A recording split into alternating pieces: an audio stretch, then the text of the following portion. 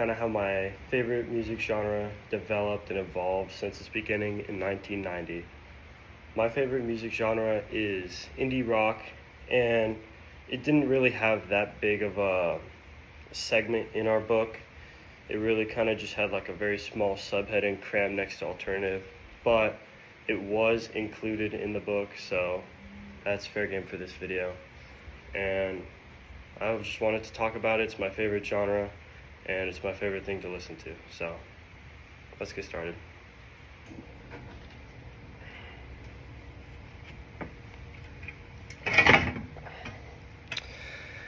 So let's talk about how indie rock started.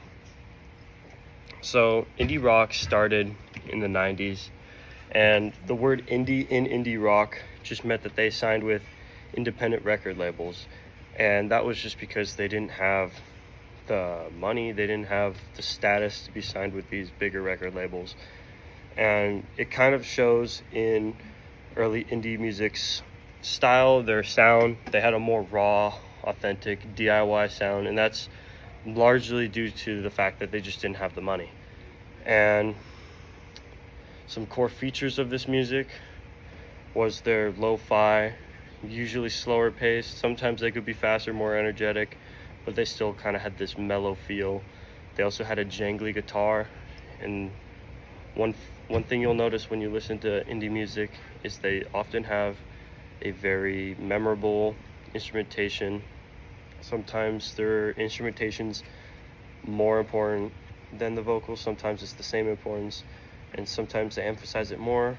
But the instrumentation is a very big part of indie music, because one of the focuses of indie music is just the feels, and they want to draw out emotion, feels. Some in modern times they even draw out nostalgia. And their vocals were often unconventional. They would do unconventional topics and themes, and it just helped them stand out more. So I selected some bands from early 90s, beginning of the indie rock wave, and I chose these bands because I thought they would show a really good evolution. It's also a really good way of how things kind of stayed the same, how the style matured, but also how it hasn't. And so for these bands that I chose as the benchmark, I chose Pavement, and they had a laid back and lazy style, but I wouldn't say lazy in a bad way. I'd call it more relaxed, and that aesthetic really just helped the song flow, because the singer, he would sound all relaxed, but the song would keep flowing. So it was very smooth, and the lyrics were often very unique, and the melodies were off kilter. They weren't necessarily all even, but that I think worked to the advantage of the singer, because he could really just play and he could mold the melodies however he wanted. He didn't have to do a perfect aesthetic melody, just like what's going on with mainstream pop and rock. He would just kind of choose what he wanted, and that was his own uniqueness. And I think that really defined indie, as just being unique, and we'll see that later on. It's just, indie is all about being unique, and it's whatever the artist wants, and then the audience will follow. So our second artist, we have Modest Mouse. He has very strong and unique angular sounding guitar, and that is another emphasis on what I was saying earlier, where some of the indie rock stars, they really just want to focus on their instrumentation, and they know that they could be unique, even if it's just that instrumentation. They know it's unique, and you can't get that anywhere else. And then our last band is Built to Spill, and they make use of layered guitar sounds, reverberating guitar sounds. They focus a lot on their instrumentation too, and they have introspective lyrics, so it's more stuff to get you thinking, stuff to get you feeling. And so some small context to the indie rock genre is, because this was around the same time as grunge and alternative, there was a little bit of a battle for the mainstream. But as grunge and alternative caught the spotlight and became more mainstream, and they grew up in popularity, indie rock decided to stay more local and stay more niche. They preferred to be more in like college college radio, magazines, and they would only really play in small venues. They would just kind of stick to their own. So obviously, if I'm talking about them today, they have to be a little bit more out there, and they have to have expanded at some point. And so here's just a little bit of a kind of a demonstration on how they've expanded, and how there's two scenes really, the American side and the UK side. So this is just a little example of how they kind of expanded, and then how those two unique styles blended together and cross-pollinated into our modern form of indie rock. And so for the British side, we had bands like the Strokes and Arctic Monkey, and these ones really focused on the instrumentation a lot. Arctic Monkeys especially had their very sharp, very defined edge with their guitar, and the Strokes has very good instrumentation too, and they put a lot of focus on that, and they blend that into the flow of their lyrics very well. And then the American side, that was very different, where the indie style in a way kind of broadened. There was more of more blended styles with bands that were relatively simple, like Death Cab for Cutie. Then it kind of got a little bit shifted towards pop with the Shins, and then the Yeah Yeah Yeahs really brought the pop to indie rock, and they really expanded upon what indie rock really could be.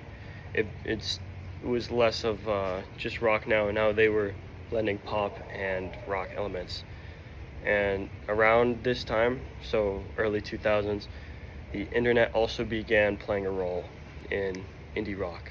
Now with things like MP3s, MySpace, and then early YouTube, it really allowed these people with smaller budgets, these indie bands, to not only spread their word faster, but also get around even having to do any producers, any production record labels. They could really share their own music, and they could publish their own music on YouTube, and it helped less smaller bands with even lower budgets really get the word out there and spread their music around.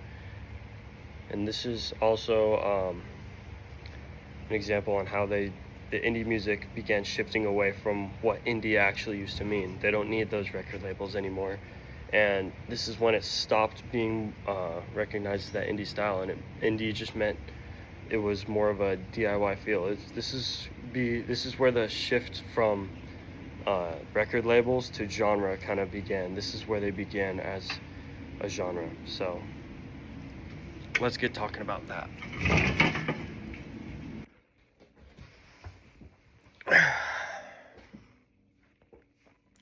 So I moved to my bedroom for the 2010 section, and that is for a very specific reason, and that was the beginning of the bedroom revolution.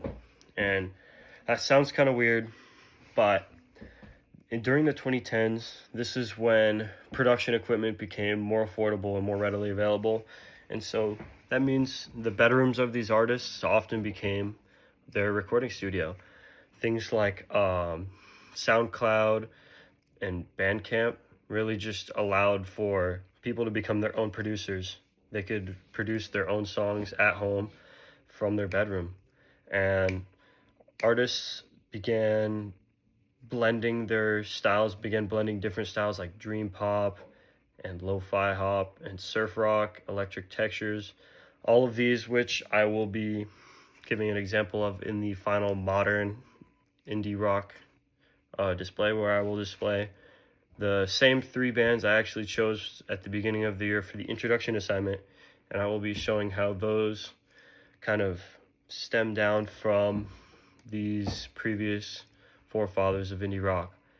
And a key player in this bedroom revolution era was a very popular but also somewhat niche artist named Mac DeMarco, and he created that go-to jangly, laid-back, lo-fi style that indie rock is known for.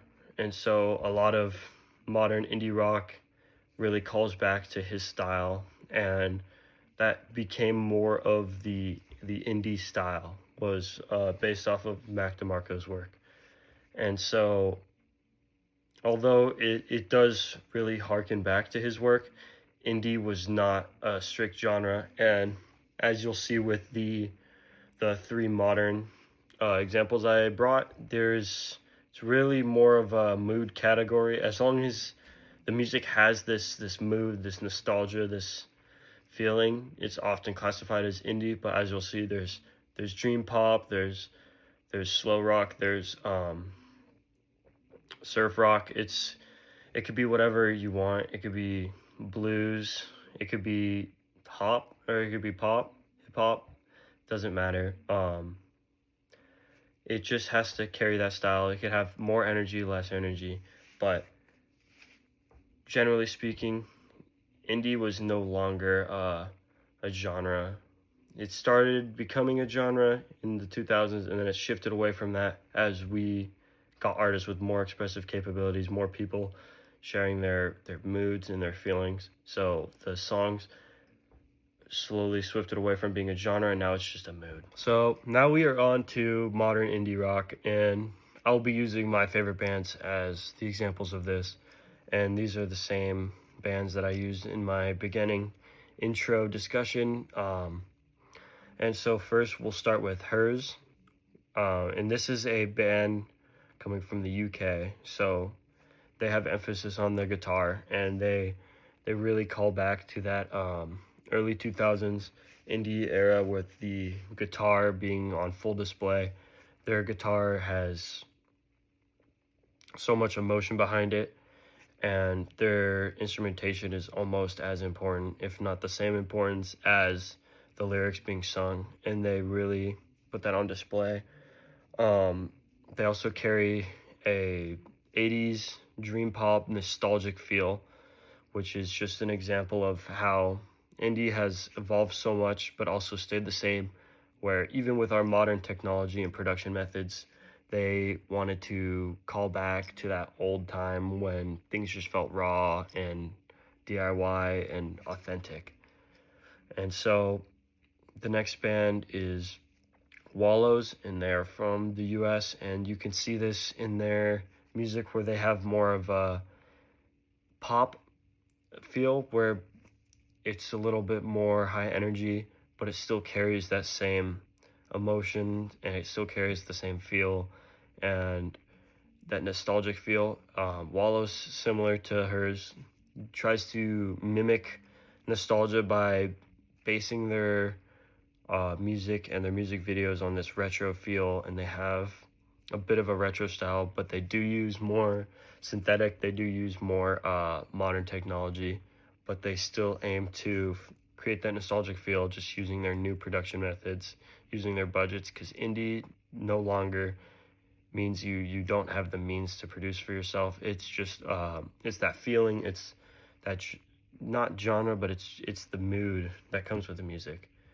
And now the last one is Yacht Club, and this one is one of my favorites, and this is an example of how two very seemingly contrasting genres can kind of merge. And so what Yacht Club does is they merge lo-fi, more mellow beats with surfy, like bedroom pop rock, where it's kind of high energy, but they're able to keep it nostalgic and keep the mood in there. And they're one of the very few indie bands where I've listened to where it's just, they can have like such a high energy in their songs, but they can still keep that mood and still keep that feeling like it's just an indie song that you're listening to, like a Mac DeMarco song. And they emphasize their tailor-made guitar riffs. You'll notice that they have, especially Yacht Club, they have a moment in their song. Like there's a specific riff or moment where they use the instrumentation where that's the moment, and that's because they're a relatively new band, and they do tailor their nostalgic riffs to being used in short form